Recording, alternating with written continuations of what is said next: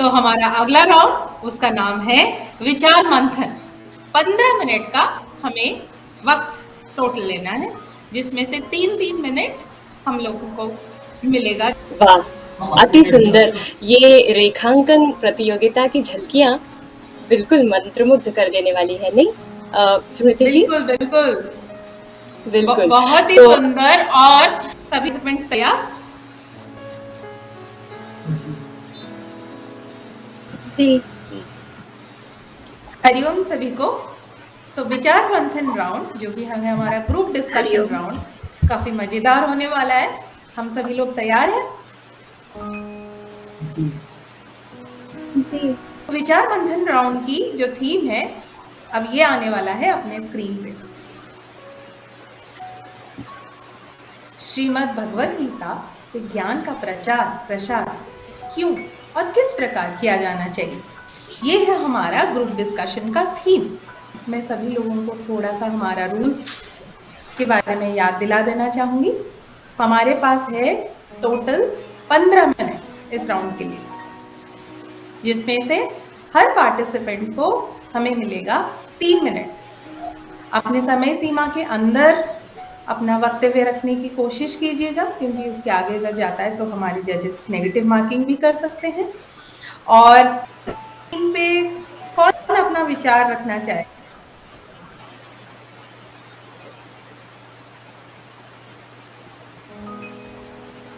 नवनीत जी।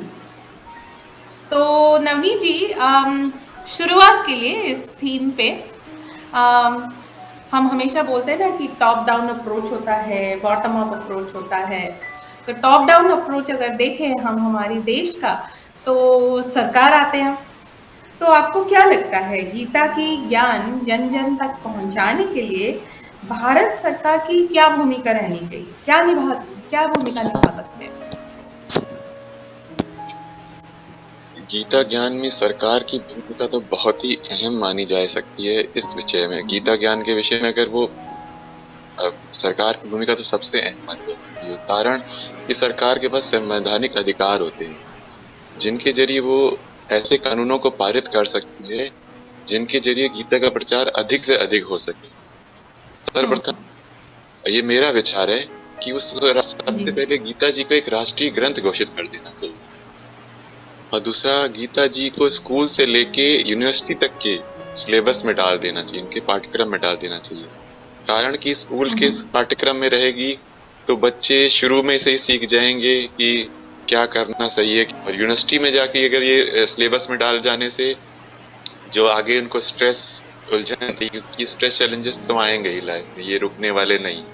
लेकिन उनसे आप उनके पैरों को कुचलते हुए भी आगे कैसे बढ़ सकते हैं, ये गीता उसको पहले ही उसका मैनेजमेंट, स्ट्रेस मैनेजमेंट तो गीता मैनेजमेंट से ही हो जाएगा। और जो समय समय पर जैसे हमारा इंडिपेंडेंस आता है, हमारा 15 अगस्त है, 26 जनवरी है, 2 अक्टूबर है, ऐसी गीता जी को भी एक पर्टिकुलर डे के अनुसार, जैसे आज गीता जयंती है, वैसे ही उसका, जैसे आज गीता जयंती हम लोग मना रहे हैं, राष्ट्रीय डे के रूप में, एक नेशनल डे के रूप में गीता जयंती को मनाना चाहिए, जिससे अधिक लोग स्कूलों में अगर इसको मनाएंगे तो अधिक से अधिक जो बच्चे आज जानते भी नहीं है कि आज गीता जी जयंती, उन स्कूलों तक के हर बच्चे को पता होगा कि आज राष्ट्रीय जयंती है, तो उसके अनुसार उनकी मति वैसी बनेगी। और मैं कहना चाहूंगा कि सरकार इसमें रेडियो और टीवी का भी बड़ा माध्यम यूज कर सकती है। कारण जैसे टीवी का यूज 10 सेकंड का एड भी अगर एक श्लोक डाल देते हैं, जैसे बार बार श्लोक आएगा, तो जैसे कहते हैं किसी को देखो तो वो हमारे अंतर मन में चली जाती है। तो वो अंतर मन में जाने से क्या होगा ना, व्यक्ति का भी माइंड सेट वैसा बनेगा कि हाँ, मुझे ऐसा ही बनना चाहिए। और चलिए टीवी तो हर जगह नहीं पहुंच पा रहा है, लेकिन रेडियो तो गांव के जंगल जंगल में है, और वहाँ रेडियो पे भी कुछ गानों के बाद, आधे घंटे के बाद अगर वो 1-2 श्लोक चला दिए या उसका अर्थ की व्याख्या चला दी एक रस्म रूप में, तो वो उसके एक गांव का अनपढ़ व्यक्ति के लिए भी, जो ये संविधान सरकार के द्वारा एक अनपढ़ व्यक्ति भी जो गाँव में किसानी करके अभी थक के आया है, वो भी रात को रेडियो सुनता है, वो आराम से सुनते सुनते भी गीता जी का ज्ञान अपने जीवन में धारण कर सकता है। और साथ ही में समय समय पर देश में राष्ट्रीय बुक फेयर लगते हैं, नेशनल बुक फेयर लगते हैं, और उसमें भी गीता जी को एक विशेष स्थान देना चाहिए। उसका विशेष स्थान देना चाहिए, और प्लस उस पे एक विशेष गोष्ठी करनी चाहिए कि आपस में मिल के बात करनी चाहिए कि गीता के ज्ञान को अधिक कैसे हमारे जीवन में फायदेमंद हो सकती है, उसका भी एक प्रचार हो सकता है। सरकार, क्योंकि ट्रस्टी है तो उसमें सरकार का इंटरफेरेंस तो होता ही है। और तीसरा, एक और चौथी बात मैं कहना चाहूंगा कि गीता जी को राष्ट्रीय स्तर, प्रदेश के स्तर से लेके और स्तर पे उसको एक कंपलसरी, क्या कहते हैं, उसकी ज्ञान को संवर्धन मिल सके, इसके लिए लघु नाटिकाओं के रूप में उसको दिखाना चाहिए कि इस देखिए अर्जुन कैसे फंस गया है इस माहौल से, वो कैसे निकलता है, ऐसे ही आप भी कैसे निकल सकते हैं। ये गीता के द्वारा आपको पूरा इसमें वो मिल जाएगा, आपको आंसर मिल जाएंगे। जैसे भगवान अर्जुन को निकाल सकते हैं, तो ये गीता के रूप में भगवान आपको भी निकाल सकते हैं। ऐसी राष्ट्रीय गोष्ठियां समय समय पर करानी चाहिए। प्लस इनको एक प्रतियोगिता का फॉर्म भी दे सकते हैं, कारण कि अगर प्रतियोगिता के फॉर्म में होगी ना तो एक बच्चे का दिमाग नहीं लगेगा, उसमें फिर 100 बच्चे का दिमाग लगेगा, और राष्ट्रीय स्तर पे तो हजारों बच्चों का दिमाग लगेगा। तो 1000 बच्चों का दिमाग जब एक ही चीज सोचेगा ना, तो वो एक आंसर नहीं निकालेगा, वो हजारों आंसर निकालेगा। जैसे गीता जी का जो एक मेंटल लेवल पे जो फंसा हुआ है वो खुल जाएगा एक तरीके से, पूरी कहते हैं ना, रोड खुल गई, हाईवे खुल गया। अब जहाँ जिस तरफ चल सकते हैं आराम से चलिए, सीधी रोड है और वो आराम से आपको अपने लक्ष्य तक पहुंचा सकती है। गीता का ज्ञान अगर इन छोटी छोटी सरकार की भूमिकाओं से अगर सरकार चाहे तो बहुत आगे तक ले जा सकती है। मैं बस इतना ही चाहूंगा कि सरकार ऐसा कर सके, और प्लस साथ में भी चाहूंगा जो संत महापुरुष इस गीता ज्ञान को अपने सत्संगों के द्वारा जन जन तक पहुंचाते हैं, उनके सत्संगों के में सरकार को एक सेतु बन जाना चाहिए। काफी विकल्प बताए आपने, काफी तरीके बताए, लेकिन आपने एक बात रखी कि गीता जी को राष्ट्रीय ग्रंथ घोषित कर देना चाहिए।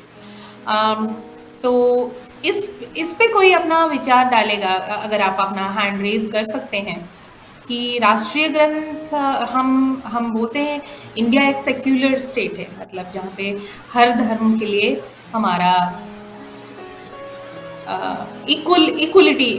इक्वल नज़र से देखा जाता है हमारे देश में।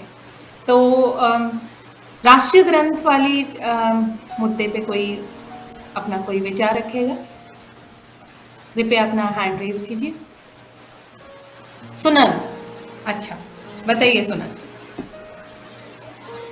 ये अपना मुद्दा है कि गीता को राष्ट्रीय ग्रंथ बनाने का आदर्श ग्रंथ हम कह सकते हैं, वो है जो सब उस मार्ग पर चल सकते हैं, क्योंकि गीता में ऐसा कहीं भी नहीं लिखा है कि ये ग्रंथ हिंदू धर्म के लिए है या इस जाति, इस मजहब या इस संप्रदाय के लिए है, ऐसा नहीं है।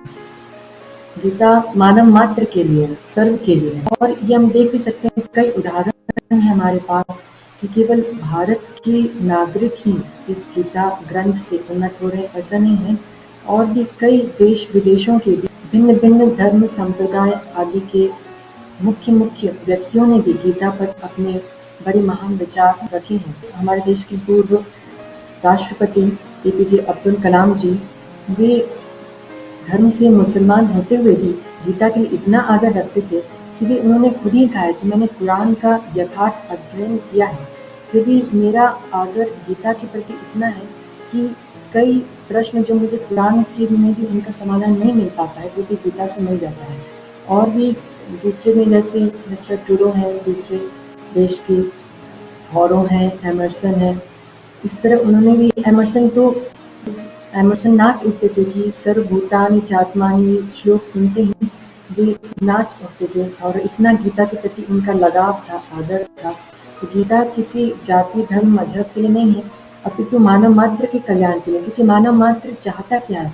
मनुष्य चाहता है कि स्वस्थ जीवन जिए, सुखी जीवन जिए, सम्मानित जीवन जिए। और गीता में उन्हीं की युक्तियाँ हैं। गीता में केवल ज्ञान ही नहीं है, अपितु गीता में शरीर के युद्ध के मैदान में भी भगवान ने शरीर के तंदुरुस्ती का ख्याल ही नहीं छोड़ा।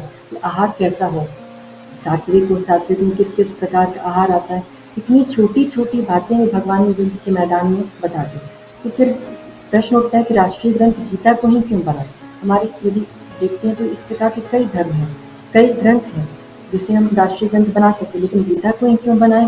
गीता को राष्ट्रीय ग्रंथ इसलिए बनाना चाहिए क्योंकि और सब ग्रंथ तो जहाँ उत्पन्न हुए ऋषि मुनि आदि उन्होंने एकांत में लिखा, अध्ययन किया, अपना दिव्य दृष्टि से, सूक्ष्म नजरिया से ध्यान आदि करके लिखा, या जैसे वेद व्यास जी ने लिखा। परंतु गीता प्रकट कहाँ हुई है? युद्ध के मैदान में हमारे गुरुवर, पूज्य गुरुवर हमें सुनाते हैं, रहते हैं, हमने सुना है सत्संग में कि हाथी हुंकार रहे हैं, घोड़े चिंकार रहे हैं, शत्रु एक दूसरे के खून के प्यासे हैं, कि अब हम बस लड़ाई करें। ऐसे स्थान पर गीता का अमृत प्रकट भगवान श्री कृष्ण के श्रीमुख से, और यह वेद पुराण सबका सार है, वेद पुराण उपनिषदों का। तो इसके लिए गीता निश्चित रूप से राष्ट्रीय ग्रंथ बननी ही चाहिए। सुनन, आपने एक पते की बात बताई। आपने बताया कि आपने ये तो बताया कि गीता जी को राष्ट्रीय ग्रंथ क्यों घोषित करना चाहिए, लेकिन उसके अलावा आपने ये भी बताया कि गीता जी जो है वो वेदों और पुराणों का सार है ना? तो वेदों और पुराणों के सार ये कैसे हो सकता है, कोई बताना चाहेगा? अच्छा, पूनम जी बताना चाहेंगे? पूनम जी, अभी हम आपके पास आएंगे, लेकिन उससे पहले हमारे जजेस में से मुझे कुछ कमेंट्स मिल रहा है, तो चलते हैं एक बार अपने जजेस के पास।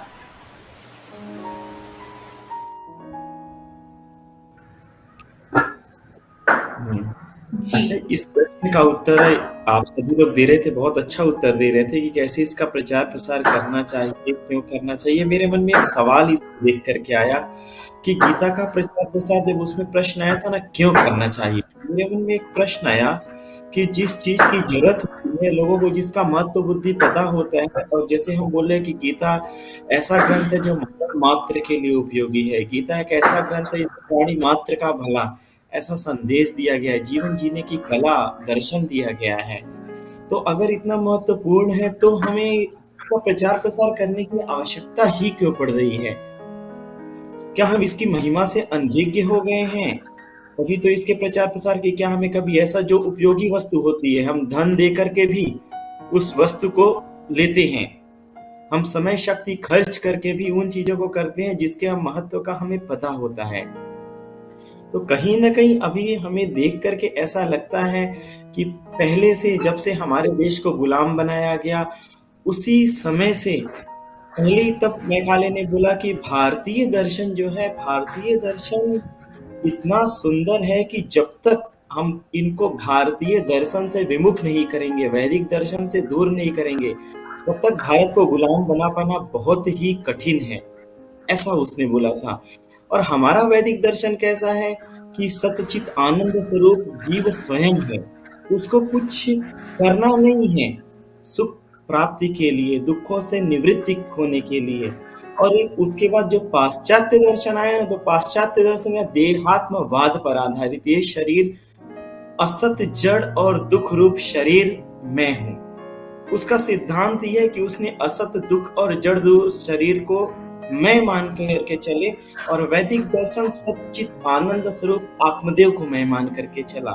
तो अब उसको उन्होंने नष्ट करने के लिए, अब उनको लगा कि अगर ये दर्शन इतना प्रबल है कि हमारा दर्शन कहीं टिक नहीं सकता, पर लोगों को गुलाम बनाना था, तो उन्होंने फिर सबसे पहला आघात हमारी संस्कृति पर किया।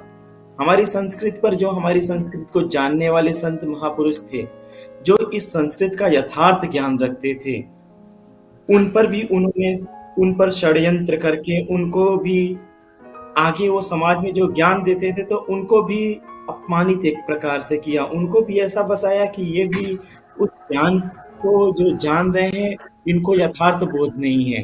फिर उसके बाद उन्होंने ऐसा भी किया कि हिंदू धर्म को, वैदिक धर्म को ऐसा बता दिया कि मात्र हिंदुओं का धर्म रह गया है, ये इनकी सारी कहानियां कपोल कल्पित हैं, ये एक बड़ा पिछड़ा धर्म है, अंधविश्वासों से भरा हुआ धर्म है। ऐसा धीरे धीरे उन्होंने बीज बो दिया, और वो बीज चलते चलते चलते चलते आज ऐसा हो गया कि अब हमें वही देहात्मवाद पर आधारित ज्ञान, देहात्मवाद पर आधारित समझ ही हमें पूर्ण लगती है, और हम सोचते हैं कि जो शरीर को सुख दे, जो हमारे शरीर को, शरीर की आवश्यकताओं की पूर्ति करे, उसी से हमारा कल्याण होगा। और वास्तव में आज जितने आविष्कार हो रहे हैं, जितना काम किया जा रहा है शरीर को सुखी करने के लिए, हम आज कोई भी मनुष्य बोल नहीं सकता कि हाँ हम सुखी हो गए। तो कहीं ना कहीं मूल की भूल पर उन्होंने उसको शुरू में ऐसा किया और बढ़ाते गए, तो आज ये स्थिति आई। अगर आज हम धीरे-धीरे हमारा भी ऐसा प्रयत्न चलता रहा तो हमें लगता है कि अगर ऐसा धीरे-धीरे भी प्रयत्न चलता रहा तो हो सकता है कि कुछ समय बाद हमें ये ना बोलना पड़े कि गीता के ज्ञान का प्रचार-प्रसार क्यों करना पड़ेगा। शायद स्वतः लोग इतने जागृत हो जाएँगे कि पहले धर्म, पहले गीता का ज्ञान, पहले भगवान की वाणी और बाकी चीज़ों को बाद में लाएँगे। तो ऐसा हमें लगता है। जी, जी, बिल्कुल। इंद्र प्रकाश जी, हमारे एस्टीम्ड जज, बहुत ही सुंदर क्वेश्चन था कि प्रचार प्रसार ही क्यों उठ रही है, ऐसा क्यों है। और इसी विषय को लेके एक बार मैं हमारी जज अवनी जी से समझना चाहूंगी। आप एजुकेशन मिनिस्ट्री के साथ जुड़े हैं, वहां पे क्लोजली काम कर रहे होंगे, तो वहां पे सरकार की इस तरफ से कोई स्टेप है सेंसिटाइज करने के लिए लोगों को? कुछ डेवलपमेंट्स वहां पे हो रही है जो गीता जी की तरफ या जनरल हमारी संस्कृति की तरफ? स्मृति जी, आपका सवाल बड़ा ही इस समय के लिए उपयुक्त है, क्योंकि वैसे देखा जाए ना तो अभी श्रीमद् भगवत गीता के नाम से उनके तत्वों को नहीं स्वीकारा गया है, पर इनडायरेक्टली भगवत गीता में जो तत्व का वर्णन किया है वो उस तरफ सरकार जा रही है, ऐसा हम कह सकते हैं। और ऐसा मेरा अपना निजी मानना है, मंतव्य है मेरा अपना, क्योंकि नई जो राष्ट्रीय शिक्षा नीति 2020 घोषित हुई, उस शिक्षा नीति की जो प्रस्तावना है, उस प्रस्तावना में आप देख सकते हैं कि एक बड़ी ही विस्तृत ढंग से एक पूरा पैराग्राफ दिया गया है। पैराग्राफ में लिखा हुआ है, मैंने अभी आप जो ये बातें छेड़ी तो मैंने तुरंत अपने मोबाइल में से वो पीडीएफ रखी हुई है, सेव की हुई है, तो तुरंत वो निकाली, क्योंकि ये चर्चा चल रही थी तो मुझे लगा कि वो पैराग्राफ कौन सा है मैं जरा देख लूं, तो मैं पढ़ के सुनाती हूँ क्योंकि प्रूफ मिलेगा आपको। उसमें लिखा है कि प्राचीन और सनातन भारतीय ज्ञान और विचार की समृद्ध परंपरा के आलोक में यह नीति तैयार की गई है। ज्ञान, प्रज्ञा और सत्य की खोज को भारतीय विचार परंपरा और दर्शन में सदा सर्वोच्च मानवीय लक्ष्य माना जाता था। भारतीय परंपरा यानी कि हमारे वेद, उपनिषद, हमारा पूरा ज्ञान और उनका सार तत्व हमारी श्रीमद् भगवत गीता, बराबर। तो उसके कंटेक्स्ट में इनडायरेक्टली लिखा हुआ है कि जो उनके लिए लागू पड़ता है।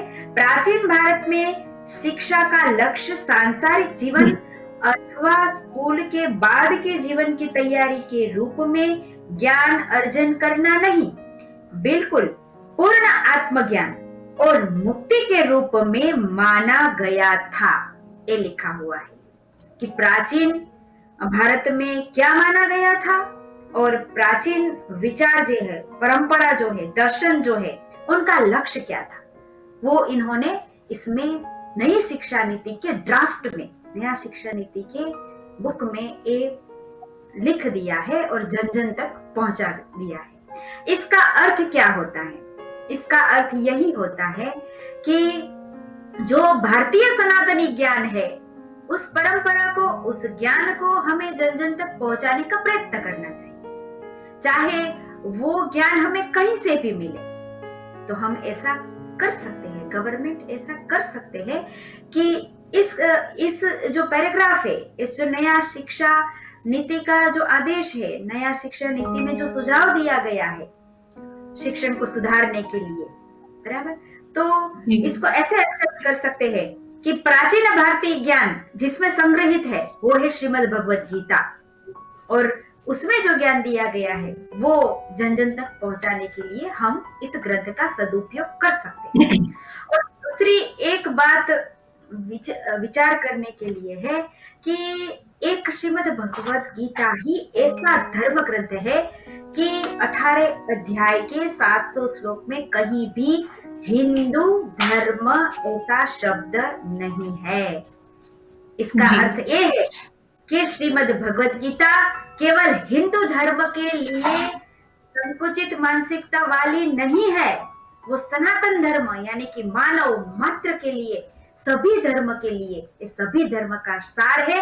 वो श्रीमद् भगवत गीता ही अपनी साबिती देती है, क्योंकि उनके 700 श्लोक में कहीं भी अपने धर्म का, हिंदू धर्म का नाम नहीं लिखा है, बराबर। और किसी भी ग्रंथ के साथ उसकी तुलना करो तो सभी ग्रंथ में कहीं ना कहीं जिस वो संप्रदाय से जुड़े हैं, जिस धर्म से जुड़े हैं, उनके नाम कहीं ना कहीं आ जाएगा। श्रीमद् भगवत गीता ही ऐसी विशिष्ट है कि यहाँ कहीं पर भी हिंदू धर्म का नाम उल्लेख नहीं है, क्योंकि यह भी सत्य है, चाहे लोग जाने या ना जाने, क्योंकि हमारा जो धर्म है उनका मूल नाम ही सनातन धर्म है।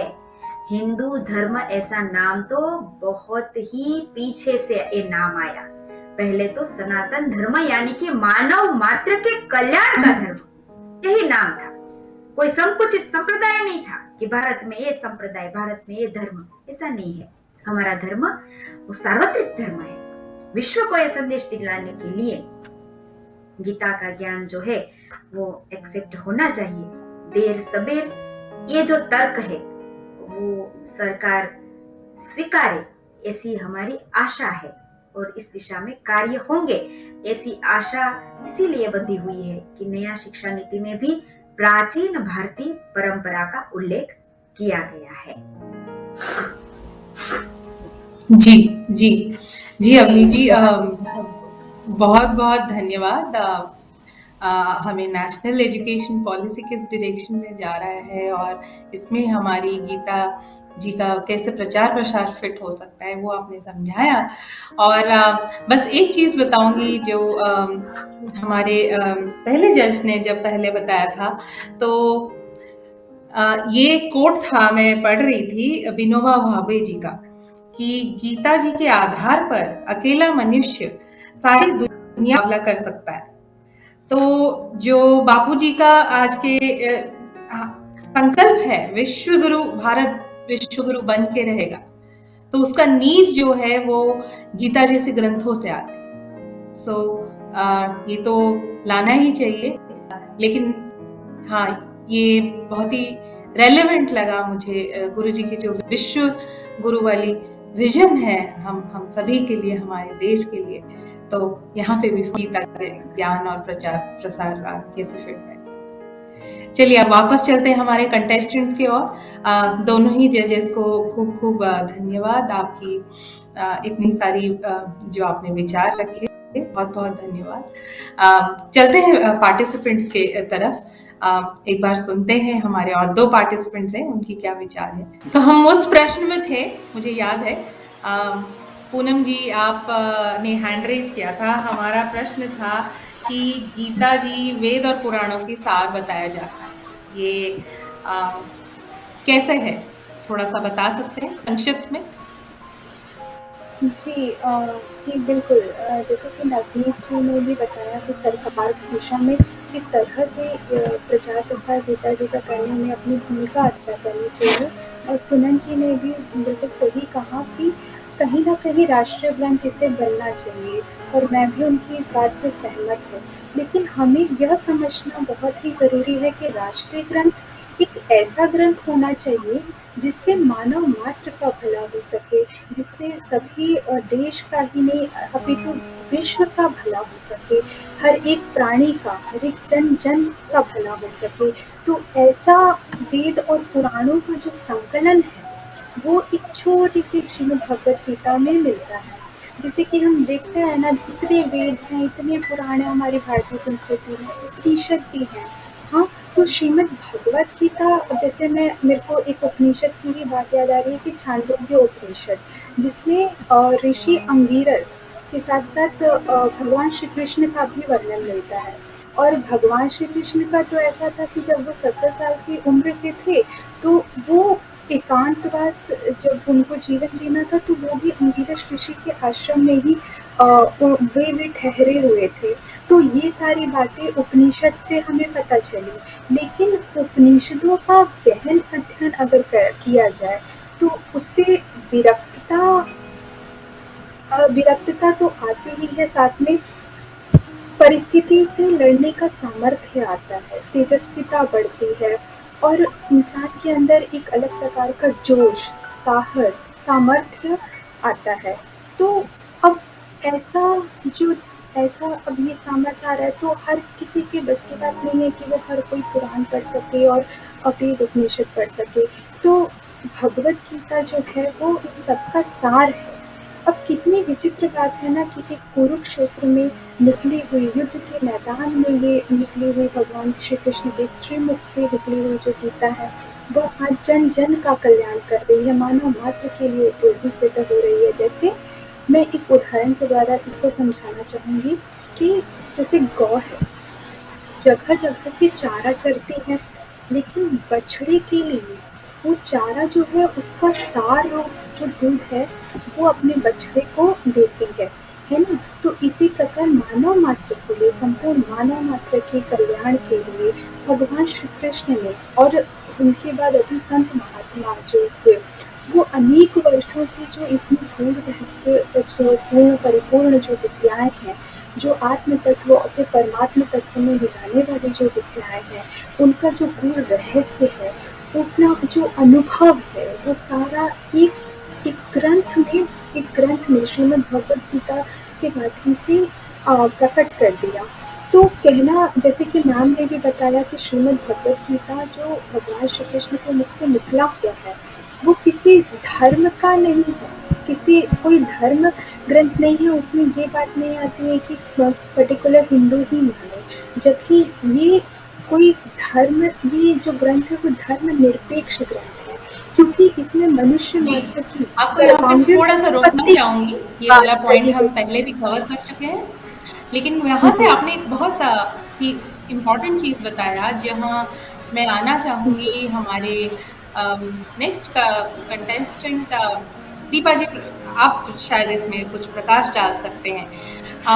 हर वर्ग, हमने तो ये बता दिया कि गीता जी कोई रिलीजियन के ये में नहीं है, वो मानव मात्र के लिए ये है, लेकिन फायदेमंद है। लेकिन आप ये बता सकते हैं हर वर्ग की मनुष्य जो हैं वो कैसे गीता जी के प्रचार प्रसार में सहभागी हो सकते हैं, और खासकर नारियां, क्योंकि ये हमारी गीता ज्ञान प्रतियोगिता महिला उत्थान मंडल द्वारा बनाया है, महिला उत्थान द्वारा संचालित किया जा रहा है, तो महिलाओं की भी स्पेशली क्या रहना चाहिए गीता के प्रचार प्रसार में योगदान? जी, भगवद गीता का ज्ञान मनुष्य के हर मनुष्य के लिए बहुत ही उपयोगी हो सकता है, क्योंकि श्रीमद् भगवद गीता जी में निष्काम कर्मयोग की प्रेरणा मिलती है। निष्काम कर्मयोग का सिद्धांत मनुष्य के बचपन से लेकर बुढ़ापे तक, हर वर्ग तक बहुत ही उपयोगी हो सकता है। जैसे हम सबसे पहले उदाहरण लेते हैं एक बालक का। एक बालक जब अपने अध्ययन में रत होता है, एग्ज़ाम्स देता है, तैयारी करता है, उसके बाद भी जब उसके एग्ज़ाम्स में उसके मार्क्स कम आ जाते हैं तो उसमें बहुत सारी निराशा की भावना भर जाती है, और वो यहाँ तक इतना भी प्रयास कर लेता है कि वो सुसाइड तक अटैम्प्ट कर लेता है। तो भगवद गीता हमें ये उपदेश देती है कि हमें कर्म के फल की चिंता नहीं करनी चाहिए, सिर्फ कर्म का आश्रय लेना चाहिए, अपना पूर्ण समर्पित होकर अपने कर्म को 100% देना चाहिए। तो ऐसा ही हमारे गुरुजी भी बताते हैं कि उद्यम साहस धैर्य बुद्धि शक्ति पराक्रमः षडेते यत्र विद्यते तत्र देव सहायकम, कि जहाँ पर ये 6 पुरुषार्थ होते हैं, उद्यम साहस धैर्य बुद्धि शक्ति पराक्रम, वहीं पर देव भी सहायता करते हैं, ईश्वर भी वहीं पर सहायता करते हैं। और वही कृष्ण भगवान भी हमें कहते हैं कि तत्परता से अपने काम में लगो, अपने कर्म को तत्परता से और पूरे उद्यम के साथ करें और फल की चिंता ना करें। तो ऐसा अगर भाव अगर बच्चों के जीवन में आएगा, वो निष्काम कर्म की प्रेरणा अगर प्राप्त करेंगे तो उनके जीवन में कभी निराशा के भाव नहीं आएंगे और वो कभी ऐसा गलत कदम नहीं उठाएंगे। और फिर अगर देखा जाए तो दूसरा हमारा सबसे महत्वपूर्ण जो कॉरपोरेट लाइफ है, जो सेक्टर है, कॉरपोरेट सेक्टर है, उसमें जो भी सर्विस वाले लोग होते हैं उनको बहुत सारा निंदा, मान अपमान ये सब सहन करना पड़ता है। बहुत द्वंद्वों से उनके जीवन में वो लोग गुजरते हैं, तो उनके जीवन में बहुत ज़्यादा उतार चढ़ाव, स्ट्रेस बहुत ज़्यादा रहता है, तो उसकी वजह से वो निराशा में घिर जाते हैं। तो यदि वो भगवद गीता के ज्ञान को अपने जीवन में इम्प्लीमेंट करते हैं तो उनमें समता की भावना आएगी। वो हर परिस्थिति से जूझना सीखेंगे और हर परिस्थिति में सम रहकर अपने कर्तव्य कर्मों को करेंगे। जैसे कि कृष्ण भगवान ने भी बताया है कि योगस्थ कुरु कर्माणि संगम त्यक्त्वा धनंजय सिद्ध्य सिद्ध्यो समो भूत्वा समत्वम योग उच्यते। और वैसा ही हमारे गुरु श्री संत श्री आशाराम जी बापू भी बताते हैं कि आदर तथा अनादर वचन बुरे त्यों भले निंदा स्तुति जगत की धर जूते के तले। तो ये जो ज्ञान है उसके साथ अगर हम जिएंगे तो हम में समत्व की भावना आएगी। कभी हम किसी भी एडवर्स कंडीशन में हम दुखी नहीं होंगे, निराश नहीं होंगे, हमेशा जोश के साथ, उत्साह के साथ आगे बढ़ते रहेंगे। और अगर फिर देखा जाए तो एक शिक्षक के तौर पे भी भगवद गीता बहुत महत्वपूर्ण भूमिका निभाती है, क्योंकि शिक्षक जो होता है अपने जो विद्यार्थी हैं उनके जीवन में बहुत इम्पोर्टेंट रोल प्ले करता है। विद्यार्थियों को केवल एक उनके भौतिक विकास के लिए ही नहीं, लेकिन उनके समग्र विकास, उनके व्यक्तित्व के समग्र विकास में शिक्षक की बहुत ही महत्वपूर्ण भूमिका होती है। और वो शिक्षक उसको निष्काम कर्म की शिक्षा दे सकते हैं और उन्हें निर्द्वंद्व जीवन जीने की शिक्षा दें, साथ ही उन्हें स्व अनुभूति की ओर शिक्षा दे सकते हैं। सिर्फ उनको लौकिक ज्ञान नहीं बल्कि स्व अनुभूति का ज्ञान जो उनके जीवन के सारे शोक दुख दर्दों को निवृत्त कर सके। तो शिक्षक का एक महत्वपूर्ण रोल होता है एक विद्यार्थी के जीवन के लिए। फिर अगर देखा जाए दीपा जी, तो एक नारी, थोड़ा सा आपको यहाँ पे रोकूंगी। तो मुझे एक चीज़ जो काफ़ी अच्छी लगी, एक पॉइंट जो आप लेके आए आज के डेट पे, क्योंकि मैं एक हेल्थ एजुकेशन कंपनी के साथ भी काम करती हूँ। आज के डेट पे गवर्नमेंट का एक बहुत बड़ा प्रायोरिटी जो हो गया है वो हमारे देश की जो बोलते हैं मेंटल हेल्थ, जैसे आपने बताया सुइसाइड के रेट्स बढ़ रहे हैं, स्ट्रेस बढ़ रहा है। तो जो समता वाली चीज़ होती है, जो हमारी ग्रंथ जैसे गीता जी या जो हमारे संत लेके आते हैं सत्संग के, तो वो एक बहुत बड़ा उपाय गवर्नमेंट की भी जो प्रायोरिटी है उसके साथ मैच अप करने के लिए। तो बहुत अच्छा पॉइंट आपने वो बताया। थोड़ा सा आपकी क्वेश्चन हमने बात किया था कि एक नारी की भूमिका क्या होना चाहिए, अगर बहुत संक्षिप्त में एक बार आप बता सकते हैं कि एक नारी का भूमिका जी क्या जी नारी की भूमिका मैं अब क्या उसी हो पॉइंट पर आ रही थी। मैं अभी उसी जी पॉइंट पर आ रही थी कि नारियां जो होती हैं बहुत ही इम्पोर्टेंट रोल प्ले कर सकती हैं अपनी लाइफ में। एक नारी जो है वो एक बहन के रूप में, एक बेटी के रूप में, एक माँ के रूप में, एक पत्नी के रूप में और एक शिक्षिका के रूप में, तो कई सारे रोल प्ले करती है। तो एक जो माँ के रूप में जब अपने बच्चों को उचित संस्कार दे, भगवद गीता के ज्ञान से अवगत कराए, भगवद गीता के श्लोकों का उच्चारण करवाए, उन्हें कंठस्थ करवाए और उसके अर्थों का विवेचन करवाए, तो वो उसके जीवन में बहुत शुरुआत से ही उसमें नींव जब पड़ जाएगी भगवद गीता के ज्ञान की, तो आगे चलकर वो उसका उज्जवल भविष्य बनाने में बहुत ही सफल होगा।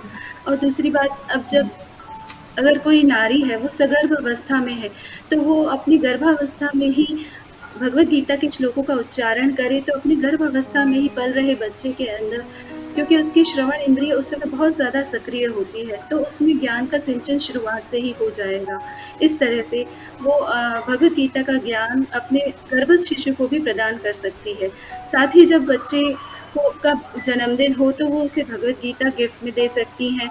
और साथ ही कई जो स्कूल कॉलेजेस में भी हमारे गुरुदेव द्वारा चलाए जा रहे तेजस्विनी भव अभियान है और शिशु संस्कार अभियान जो महिला उत्थान मंडल के द्वारा चलाए जा रहे हैं, उनके द्वारा भी स्कूल कॉलेजेस में जाकर और भगवद गीता के ज्ञान का प्रचार प्रसार करके जन जन तक, विद्यार्थियों तक अपने भगवद गीता के प्रभाव का उनके मानस पर चित्र अंकित कर दिया जाए, तो इससे बहुत ज़्यादा भगवद गीता का प्रचार अच्छे से होगा और लोगों को उसके उसका क्या यूज़ है, उसकी क्या यूटिलिटी है, वो सब अच्छे से पता चलेगी और वो इसे पढ़ने में हमेशा आगे से आगे इसका उत्साहपूर्वक पढ़ेंगे, अध्ययन करेंगे। हम आगे बढ़ते हैं और बहुत सुंदर रहा ये हमारा इस प्रतियोगिता का आखिरी और फाइनल राउंड, जिसमें बिल्कुल हर किसी का, हर अपने पार्टिसिपेंट्स और जजेस के भी जो प्रकाश में पॉइंट्स उन्होंने हमारे सामने रखे, उससे मुझे आशा है कि हमारे दर्शकों को भी बहुत कुछ सीखने को मिला है आज।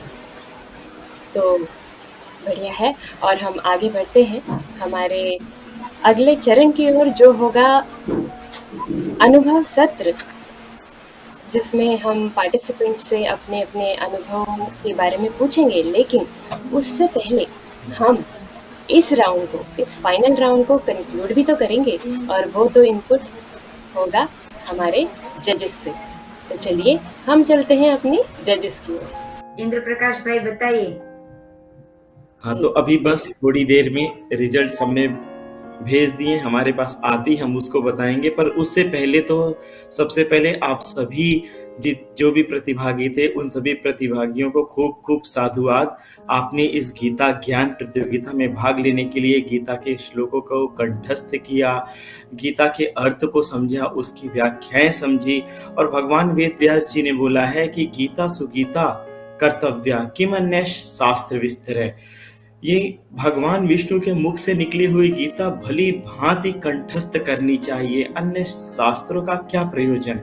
मतलब इतना सुंदर गीता को भागवत में वेद व्यास जी ने भी बोला। और दूसरी चीज कि ये प्रतियोगिता बस इसलिए की गई थी कि समाज में भगवत गीता के प्रति लोगों की रुचि जागृत हो और लोग गीता का प्रचार प्रसार हो, जिससे लोगों के हृदय में गीता के प्रसाद का प्रागट्य हो। और इस दैवी कार्य में आप सभी ने बड़ी ही तत्परता से, बड़ी ही रुचि से भाग लिया। इसके लिए आप सभी को एक बार फिर से खूब खूब साधुवाद। अब दूसरी बात आती है कि हमें यहाँ पे गीता आप लोगों के लिए जजमेंट दे दिया गया कि आप जज बनो, आप और जजमेंट दो। तो एक चीज हम यहाँ पर बोलना चाहेंगे पूज्य गुरुदेव के सत्संग से ही, कि एक बार बापूजी ने अपने सत्संग में बताया कि एक व्यक्ति गीता को पढ़ रहा था और गीता उल्टी रखा हुआ था और उसे कुछ पढ़ना नहीं आता था, पढ़ना वो जानता नहीं था। पर जब श्री भगवान उवाच शब्द आता था ना, तो आह्लादित आनंदित हो जाता था। और एक व्यक्ति जो गीता को बड़ी अच्छी तरह से जानते थे, उन्होंने उसका गीता का अध्ययन देख करके बोला कि वास्तव में सच्ची गीता तो तूने पढ़ी हुई है, क्योंकि तुमने गीता, तुमको पढ़नी आती है कि नहीं, पर गीता का प्रसाद तुम्हारे हृदय में प्रकट हुआ है। और वो बहुत बड़ी चीज है, गीता का प्रसाद हृदय में प्रकट होना। गीता जितनी सरल है, उसका आशय उतना ही गूढ़ और उतना ही गंभीर है। वास्तव में तो गीता का आशय, जो वास्तविक आशय है, वो तो स्वयं गीताकार भगवान श्री कृष्ण और भगवत प्राप्त महापुरुष जानते हैं कि वास्तव में उसका आशय क्या है। पर अब हमें ये कहा गया कि हमें ये रोल दिया गया, ऑर्गेनाइजर को ये रोल दिया गया कि इन्हें ऑर्गेनाइज करना है और आप प्रतिभागी लोग इसमें इस प्रतियोगिता में भाग ले रहे हैं। तो ये हम सब का, जैसे अभी हमने देखा ना कि हम सब अपना अपना रोल प्ले कर रहे हैं। जैसे कि अभी हमने गीता का अभी अर्थ आया था कि सत असत सब रूप से भगवान है। ऐसे ही हम लोग का उद्देश्य क्या रहता है कि हम विभिन्न प्रकार के सेवा कार्यों के द्वारा गुरुदेव के दैवी कार्यों को जन जन तक पहुंचाना चाहते हैं। तो ये भी गुरुदेव के दैवी कार्यों में पहुंचाने का एक बड़ा ही सुगम और बड़ा एक अच्छा माध्यम था, जिससे लोगों के प्रति गीता जागृति फैले। और दूसरा एक अभी मैंने यहाँ पर अभी सुना कि सभी लोगों ने जैसे बताया ना कि हम गीता को पढ़ते थे, अभी हमारे हॉस्ट ने भी बोला, पर हमें बहुत अच्छी तरह से समझ में आया जब हम गुरुदेव के ज्ञान को हमने सुना, जब गुरुदेव का सत्संग हमने सुना। तो इससे हमें याद आता है कि गीताकार भगवान श्री कृष्ण ने भी अपनी गीता में इसीलिए लगता है बोल दिया था, तद्विद्धि प्रणिपातेन परिप्रश्नेन सेवया उपदेशन्ति ते ज्ञानम ज्ञानिनः तत्त्वदर्शिनः, कि हे अर्जुन, यदि तू इस ज्ञान को भली भांति जानना चाहता है, भली भांति समझना चाहता है, तो उन तत्वदर्शी महात्माओं के पास जा, भली भांति उनकी सेवा कर और उनसे विनम्रता पूर्वक प्रश्न कर। तो वो तत्व को जानने वाले महापुरुष उस ज्ञान को भली प्रकार उस ज्ञान का उपदेश करेंगे। और उसको अगर हम देखें तो रामचरितमानस में भी आता है कि प्रथम भगति संतन कर संगा। वहां भी राम जी ने सबरी माता को उपदेश देते हुए बोल दिया कि प्रथम भगति संतों का संग करे, और फिर बोला दूसर रति मम कथा प्रसंगा। मेरा कथा का श्रवण ये तो दूसरी भक्ति है। और उसके बाद अगर हम देखें तो ऐसे ही आया है रामचरितमानस में एक और शब्द है कि राम सिंधु घन सज्जन धीरा चंदन तरु हरि संत समीरा।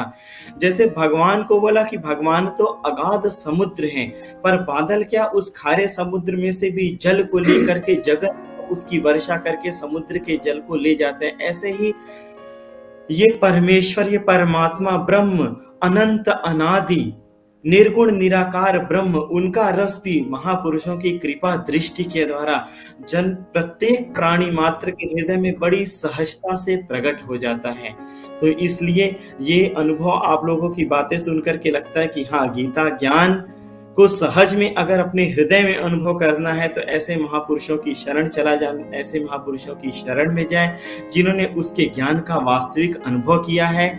और हम सभी का ये परम सौभाग्य है कि ऐसे गीता ज्ञान का अनुभव किए हुए ब्रह्मनिष्ठ परम पूज्य बापू जी हमारे सद्गुरु हैं, जिससे हमने ये गीता ज्ञान सुना भी और इसका अपने हृदय में गुरु कृपा से कुछ अंशों में अनुभव भी किया है। और ये आप सभी पार्टिसिपेंट्स के अंदर भी दिख रहा है। जितने लोग यहाँ पर जुड़े हैं, बड़ा ही सुंदर तरह से आप लोगों ने गीता का उत्तर दिया, बहुत ही सुंदर तरह से व्याख्याएं की, ग्रुप डिस्कशन भी बहुत अच्छी तरह से रखे गए। इसलिए आप सभी को खूब खूब साधुवाद। बस आप थोड़ा सा इंतजार करिए अभी आप लोगों को। और दूसरी चीज, आप सभी यहाँ पर विनर्स हैं, ये आप सभी को पता है। यहाँ पर हम ऐसा नहीं बताने वाले कि ये विनर्स हैं और ये विनर्स नहीं है, आप सभी पहले से विनर्स हैं।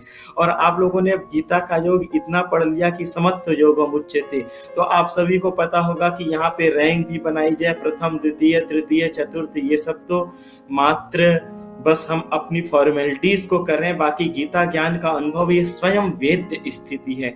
ये आपको पता है कि आप उस ज्ञान में कितने दृढ़ हैं, आपके हृदय में भगवान का ज्ञान कितना प्रकट हुआ है। और हमारे गुरुदेव बोलते हैं ना कि सच्ची सफलता क्या है? सफलता का अभिमान न होना और विफलता का शोक न होना सच्ची सफलता है। और ये सफलता हम सभी प्राप्त कर सकते हैं।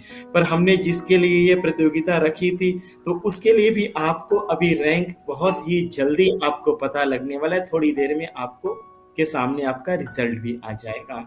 आप सभी को फिर से साधुवाद। हरिओम।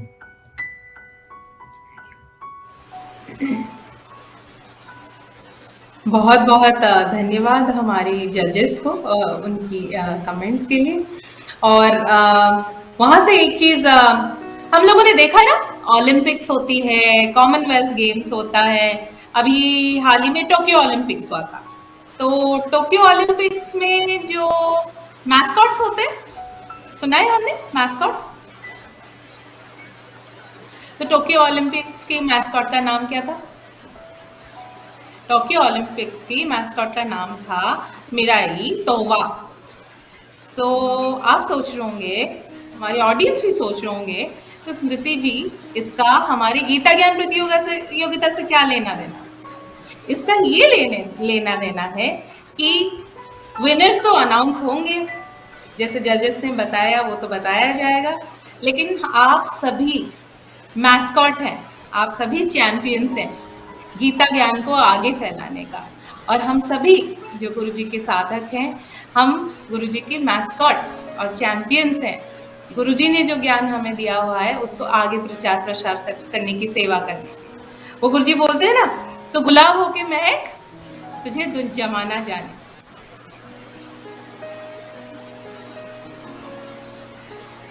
तो आप जाते हैं और हमारी विनर्स की अनाउंसमेंट करते हैं। उससे पहले हमने प्रॉमिस किया था हमारी ऑडियंस को कि एक ऑडियंस क्वेश्चन होगा और हमारी ऑडियंस ने काफ़ी इंतज़ार किया हुआ है। तो ये रहा ऑडियंस क्वेश्चन आपकी मंगलमय चैनल की यूट्यूब लाइव चैट पे। लिंक पे क्लिक कीजिए। जो सबसे पहले सही उत्तर देगा वो होंगे हमारे और एक ऑडियंस वाले विनर, और आपको समय मिलेगा सिर्फ 1 मिनट उसके लिए। बहुत बहुत धन्यवाद हमारी ऑडियंस को जुड़ने के लिए, और इतनी पार्टिसिपेशन देख के हमें बहुत खुशी हो रही है। चलिए, हो गया वक्त। आप बस फाइनल अनाउंसमेंट, इसमें हम आते हैं हमारी कंक्लूडिंग नोट पे। मयूरी जी आपको, और उससे पहले हमारी कंटेस्टेंट्स को जो विनर्स रहे, क्या ग्रेड्स रहे, वो एक बार अनाउंस कर दिया। बिल्कुल बिल्कुल। प्रतिभागियों का पेशेंस भी सराहनीय है कि आप सब भी बने हुए हैं। बस विनर्स की घोषणा तो होगी ही, लेकिन उससे पहले और हमारी जो प्रतियोगिताएं हैं, जो जिनके बारे में हमने मेंशन किया था, वे भी बिल्कुल वेट कर रहे हैं, इंतजार कर रहे हैं। तो हम वो विनर्स पहले अनाउंस कर लेते हैं। तो चलिए, सबसे पहले रेखांकन प्रतियोगिता।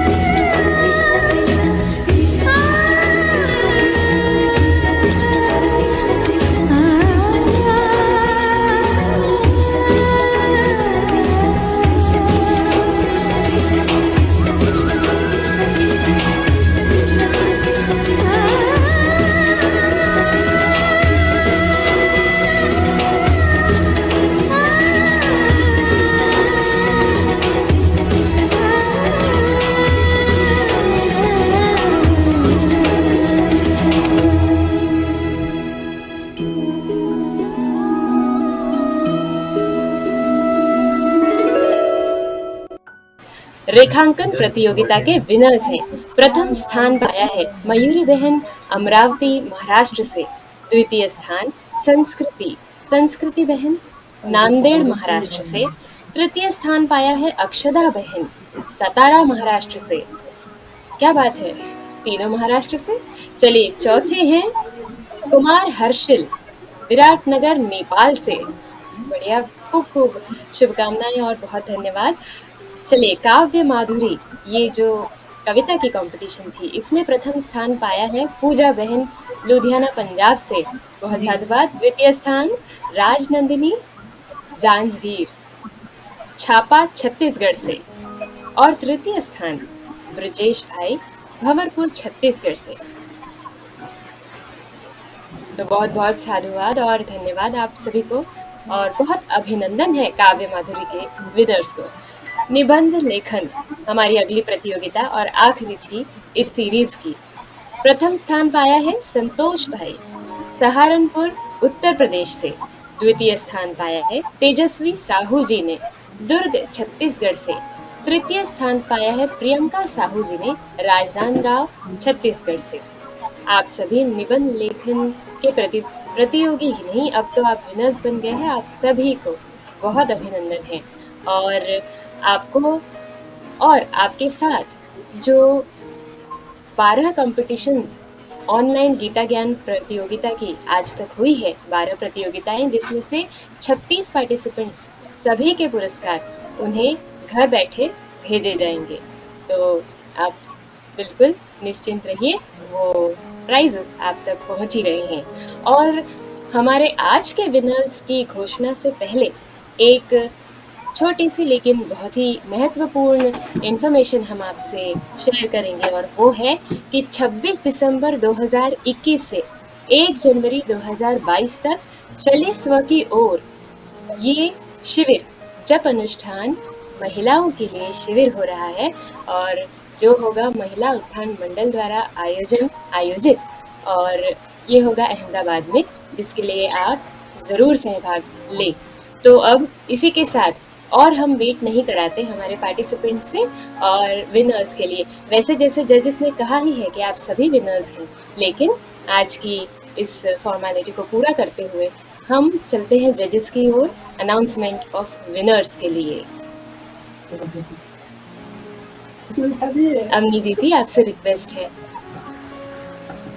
हाँ जी, नमस्कार। आज की जो कंपटीशन है, गीता ज्ञान प्रतियोगिता है, वो बड़ी ही रसाकसी वाली रही। इसमें जो प्रतिभागियों ने मार्क्स लिए हैं उसमें बहुत ही कम अंतर आया है, इसीलिए हम भी बड़े कंफ्यूज थे कि भी किसको तीसरा नंबर दीजिए। तो इस निर्णय पर हम आए हैं कि तीसरे नंबर पर 2 प्रतिभागी आए हैं। वैसे तो पहले मैं आपको बता दूं कि आप चारों ही बहुत बड़े विजेता हैं, क्योंकि हजारों ने इस कंपटीशन में भाग लिया था और इनमें आप 4 अभी हॉट सीट पर बैठे, और वास्तविक रूप से विजेता आप इसीलिए है कि आप जो है ना, वो सिर्फ आज इस प्रतियोगिता में प्रतिभागी नहीं है, आप जो महान ग्रंथ है, जो सनातन संस्कृति का शिवमोर ग्रंथ है और हमारा भारत का गौरव है, उसे जन जन तक पहुंचाने की प्रेरणा देने वाले इस प्रतियोगिता में आप बैठे। इसीलिए आप चारों ही विजेता है। इसीलिए हम सबकी ओर से, महिला उत्थान मंडल और हम सबकी ओर से आप चारों को हम प्राथमिक रूप से विजेता घोषित करते हैं। परंतु फिलहाल व्यवहारिक रूप से हम मार्क के छोटे छोटे अंतर को ध्यान में रखते हुए यहाँ पर आपके जो विजेता है उनके नाम में यहाँ से प्रसारित करती हूँ। तो तीसरे स्थान पर चौथे स्थान पर होना चाहिए, पर ये क्या हुआ कि तीसरे स्थान और चौथे स्थान पर जो 2 प्रतिभागी रहे थे उसमें सिर्फ बहुत ही कम अंतर 0.5 मार्क्स का अंतर रह गया था। और मार्क की कैलकुलेशन ये कहती है एग्जामिनेशन डिपार्टमेंट में कि 0.5 का अंतर हो तब उसे पूरे मार्क्स में कन्वर्ट करना चाहिए। इसीलिए हमने पूरे मार्क्स में जो कन्वर्ट किया, तो 2 प्रतिभागी जो है वो तीसरा स्थान प्राप्त करते हैं, यानी कि चौथे स्थान पर कोई नहीं, 2 प्रतिभागी तीसरे स्थान पर है। वो तीसरे स्थान का नाम मैं बोल रही हूँ। तीसरे स्थान पर दोनों बहनें हैं, पूनम कुमारी एवं दीपा मिर्चंदानी जी, दोनों बहनें तीसरे स्थान पर रही है। और दूसरे स्थान पर रहे हैं नवनीत धनेजा, और प्रथम स्थान पर रहे हैं सुनम सोहम जी। तो ऐसे आप चारों ने बहुत अच्छी तरह से इस प्रतियोगिता में भाग लिए हैं। आप चारों के मार्क्स के बीच में बहुत ज़्यादा अंतर नहीं है, फिर भी व्यवहारिक तौर पे हमें आपको जो नंबर है, आपका जो स्थान है, वो हमें देना पड़ रहा है। इसीलिए आप सभी को हम सब की ओर से बहुत बहुत साधुवाद है, धन्यवाद है कि आप इतनी कम उम्र में आप सब गीता ज्ञान का प्रचार प्रसार जो हो, उस हेतु से आप इस हॉट सीट पर बैठे हैं। और मैं आशा रखती हूँ कि इस प्रतियोगिता से आपके द्वारा बच्चों में, युवाओं में और बड़ों में भी ये संदेश जाए कि जो हमारे गीता का ज्ञान है, वो भगवान का दिव्य संदेश है, वो हमारी धरोहर है, उसे हमें सिरमौर रखना चाहिए। और ऐसी प्रतियोगिता हमेशा होती रहे और अगली प्रतियोगिता में ज्यादा से ज्यादा लोग इसमें सम्मिलित हो, ये संदेश आपको जन जन तक पहुंचाना है। फिर से सबको साधुवाद है, बहुत बहुत धन्यवाद है। साथ साथ में आपके माता पिता को भी धन्यवाद है कि आप में गीता के ज्ञान के संस्कार उन्होंने डाले हैं, और आशा रखती हूँ कि आपकी जो अगली पीढ़ी होगी, आपके संपर्क में जितने भी लोग आएंगे, उसको आप हमेशा, सोहम भाई ने बताया ऐसे, आपके जीवन के हर प्रसंग पर आप गीता का ज्ञान का प्रचार प्रसार करें, अन्य को भी इसके लिए प्रेरित करें। यही शुभकामना के साथ सभी को मैं बहुत बहुत साधुवाद और धन्यवाद और वंदन करती हूँ। साथ साथ में जिन्होंने ये ऑर्गेनाइज किया है महिला उत्थान मंडल, कई दिनों से वो शायद मेरा मानना है कि तैयारियां कर रहे हैं। आपको जज बनना है ऐसे भी मुझे एक हफ्ते पहले बता दिया था। तो आप सोचिए कि उनसे कई महीनों की ये तैयारी है। पहले भी ये प्रतियोगिता हुई थी, पहले की तैयारियां है, एक साल से लेके तैयारी कर रहे हैं वो लोग, साल से भी ज्यादा महीनों से पहले से तैयारी उनकी होगी। तो उन सभी बहनों को, महिला उत्थान मंडल की बहनों को भी बहुत बहुत साधुवाद है। बहनें के साथ में परिचित हूँ, साथ साथ में वो गुजरात का जो पाटनगर है गांधीनगर में, वहां भी प्रचार प्रसार के लिए आते हैं। तो कई सेवा कार्यों से वो जुड़े हुए हैं, जैसे कि चले स्व की ओर शिविरें होती है आश्रमों में, तेजस्वी अभियान भी होता है तरुणी बच्चियों के लिए, गर्भवती महिलाओं के लिए भारत की धरोहर को अपनी ही बहनों के गर्भ में पले और बढ़े, इसके लिए दिव्य शिशु संस्कार का ज्ञान भी प्रसारित करती है। गर्भपात रोको अभियान, केदी उत्थान कार्यक्रम होता है, आध्यात्मिक जागरण, संस्कृति रक्षा अभियान, और अभी 25 दिसंबर को वृंदा अभियान भी होगा। तो ऐसे सभी सेवा कार्य महिला उत्थान मंडल के द्वारा होते हैं। आश्रम के अन्य भी विभागों के द्वारा, ऋषि प्रसाद बाल संस्कार केंद्र, युवा सेवा संघ और योग वेदांत सेवा समितियां, महिला उत्थान मंडल, सभी विभागों के द्वारा हर प्रकार से जन जन में संस्कृति का जो संदेश फैल रहा है, पूज्य बापू जी की प्रेरणा से ऐसे 50-50 सालों से भारत में जो दिव्य जीवन की जोत जगाने के लिए ये एक महायज्ञ चल रहा है, इसमें हर कोई आहुति दे रहा है। बहुत ही प्रशंसनीय कार्य है।